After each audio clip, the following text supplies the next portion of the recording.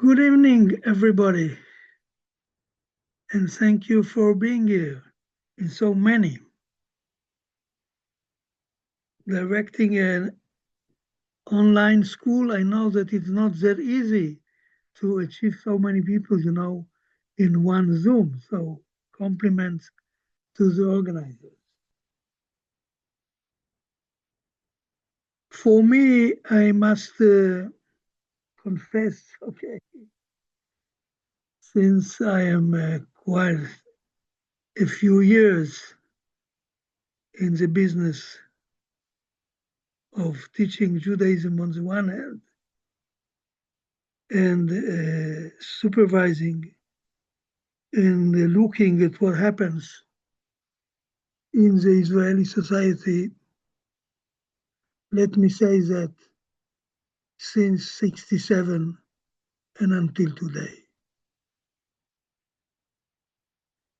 which brought us year by year, almost 60 years now, far away from Jewish values concerning the strangers, concerning relations between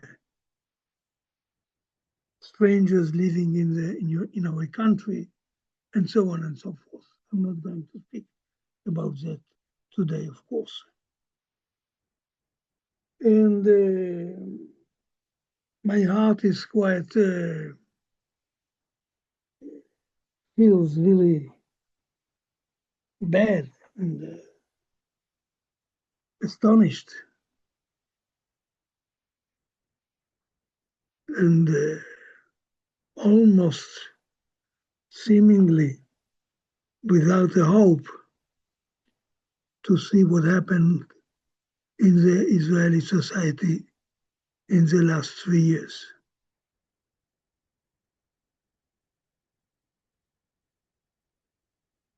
It seems to me that those who would like to understand the Jewish message as combating with normal values of humanity and putting at the center non-Jewish norms of war and combating with our enemies are leading the way. And all Judaism, humanistic and sensible and careful and paying attention to avoid war as much as possible, is no longer there.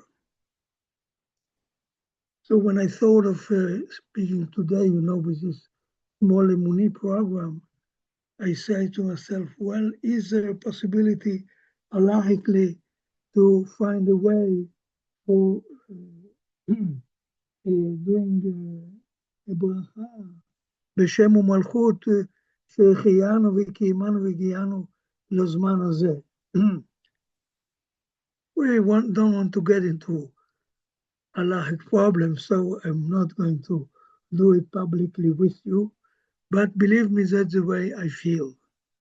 That finally, a group of people within the Jewish people, within the Israeli people, is raising and combating and saying, well, let us try and see again the old values of Jewish humanity and Jewish relations, mitzvot sheben adam lachavero, and let them help us leading our way and our difficult choices that we are to make in the civil and political situation we are confronted with. And what I'm going to read with you a little bit today came to my mind. Rabbi Levi, I'm sorry. Can I ask you to speak a little louder? Yes, I know I have a problem with the computer, and I will take care of it. Okay, I know that. Sorry. Thank you for. It came to my mind when, as an Italian citizen, I was confronted some weeks ago. I don't remember now exactly when.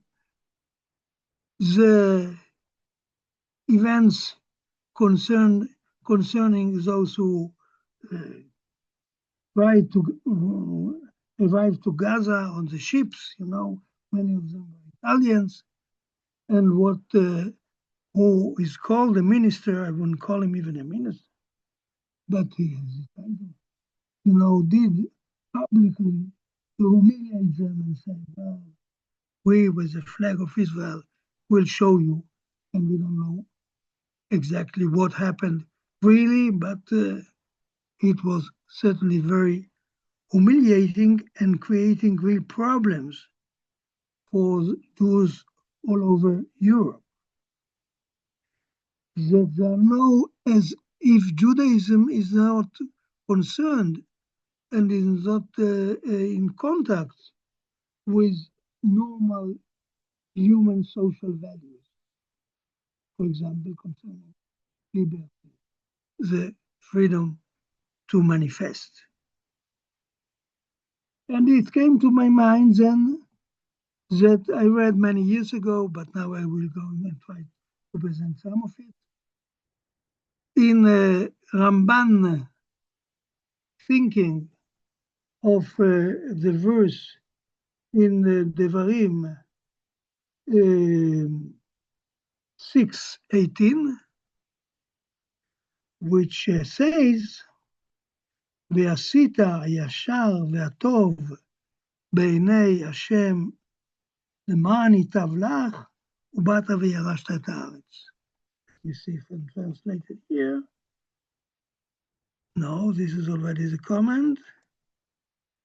And you will do the right, the just and the right in the eyes of your Lord, so to say, and in order that you will be well during your life.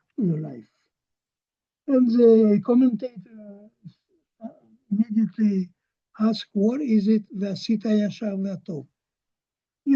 All this culture, medieval, some people say, maybe before, maybe in the Talmud, we find it already of counting the mitzvot, how many mitzvot are in the Torah, the Talmud Makot 23, brings about this notion we all know from kindergarten almost of 16 and 13 mitzvot. Bishop Lai said 630 mitzvot were given in Sinai and so on. And so in the medieval period, there was a certain culture of enumerating the mitzvot. Rabbi Sadia Gaon, another Gaon, Rambam, of course, in his Sefer Mitzvot. What are the 613 mitzvot of the Torah? It's a symbolic number. I don't think it is so.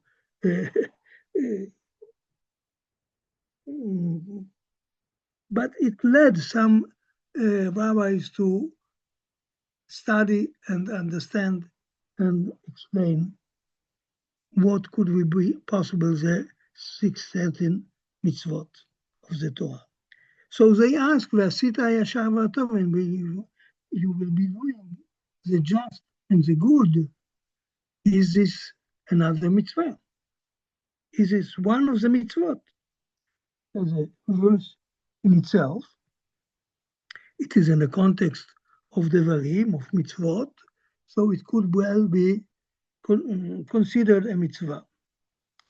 Ramban takes a particular issue on that, and he says in, I would say in a philosophical modern comes that ועשית הישר והטוב is not a mitzvah in itself, a detailed one of the 630 mitzvot, but it is a regulation concept.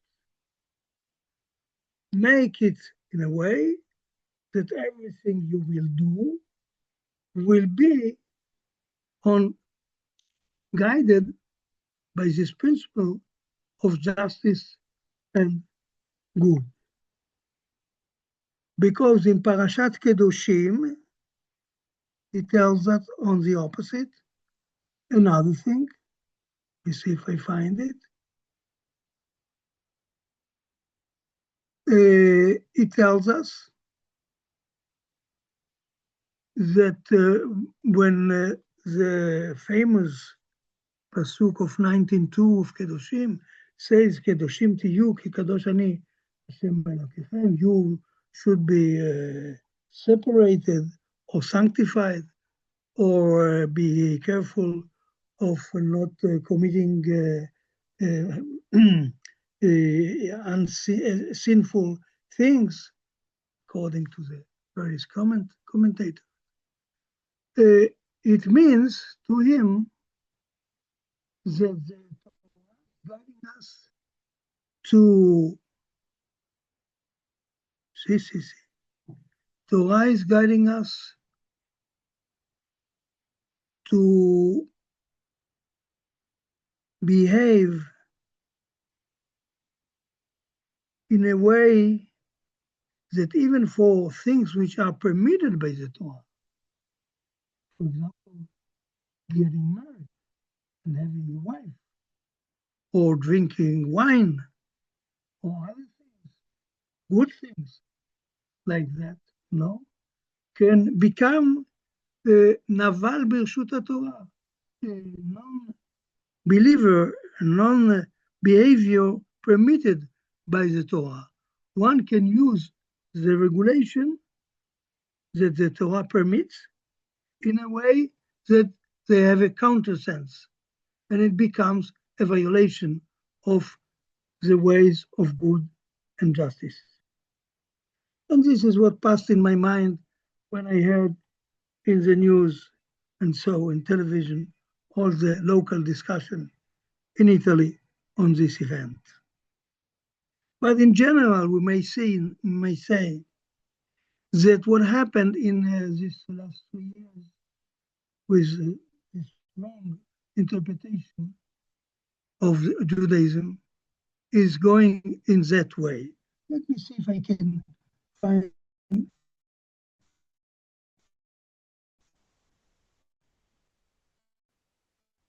or focalize on one of the citations I prepared for you. Excuse me.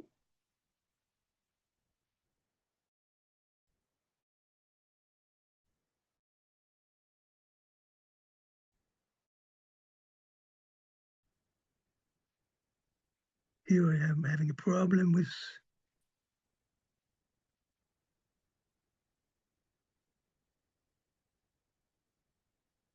for example,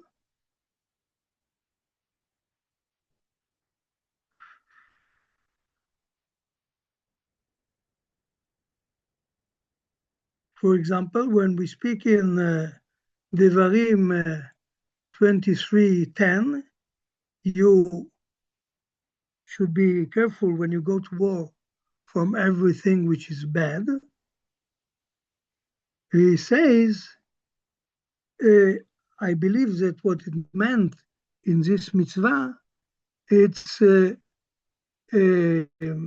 confrontation to be careful, particularly in moments which brings. So this is his citing Rashi. The correct interpretation regarding this commandment, according to Ramban Nachmanides, appears to me that scripture is warning of a time when sin is rampant. The well-known custom of forces going to war is that they eat all abominable things, rob and plunder, and are not ashamed even of lowness and all vileness. villainous. The direst of man by nature comes to be possessed of cruelty and fury when the army advances against the enemy. And so the Torah is warning us specifically, do careful, be careful, keep free from every evil. Did I know that the old norms of Tzva Haganah Israel were dealing with these problems and were trying to write an ethical rule of the Israeli Defense Forces. Did we manage to keep our soldiers, manage to keep to this norm of the Torah? You should give the answer, not me. What happens during wars? This is, let's find another one. No, it's not one. Now we have his interpretation. You shall do what is right and good in God's eyes.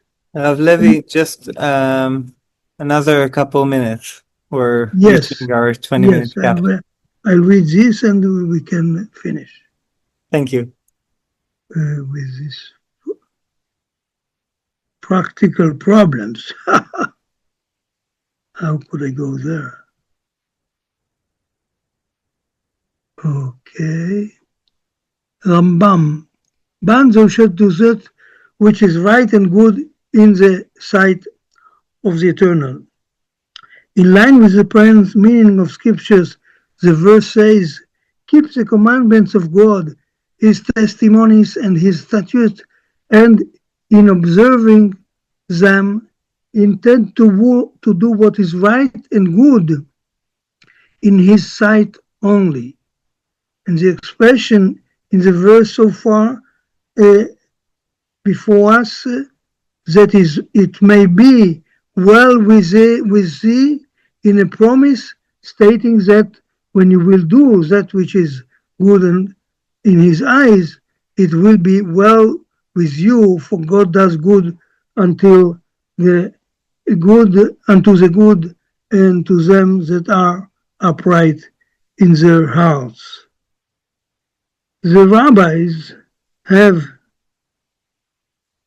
a beautiful midrash on this verse. They have said that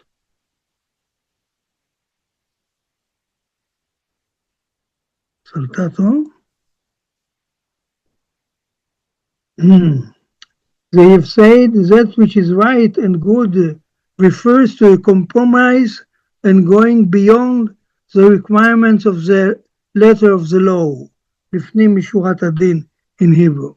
The intent of this is as follows. At first, he, Moses, and stated that you are to keep his statutes and his testimonies which he commanded you. And now he's stating that even where he has not commanded you, give so as well to do what is good and right in his eyes, for he loves the good and the right.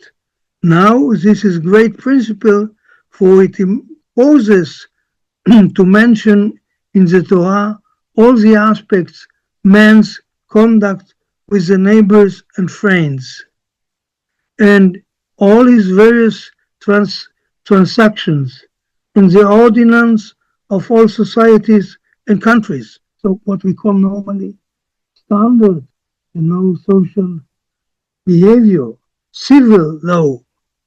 But this, he mentioned many of them, such as thou shalt not go up and down as telebearers.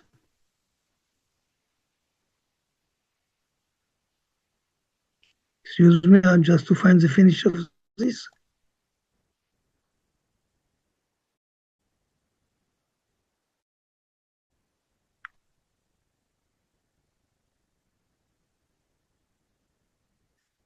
Thou shalt not curse the deaf, thou shalt rise up before the hairy head, and the like. He reverted to state in a general way that in all matters one should do what is good and right, including even compromise and going beyond the requirements of the law. Other examples are the rabbi's ordinance concerning the prerogative of a neighbor, and even what they say that one's useful reputation be blemished, and that one's conversation with people be pleasant. Thus, a person must seek to refine his behavior in every form of activity until the worthy of being called good and upright. And may I just add to that, having hope explaining the norm of doing the right and good, that this is what I believe we should ask ourselves now after 3 years of hard war imposed on us, if you want, not wanted by us, if you want, but still, during the war, did our soldiers were able to keep these norms of the Torah, of being aware and careful to do only the right and good and not beyond of that. Thank you.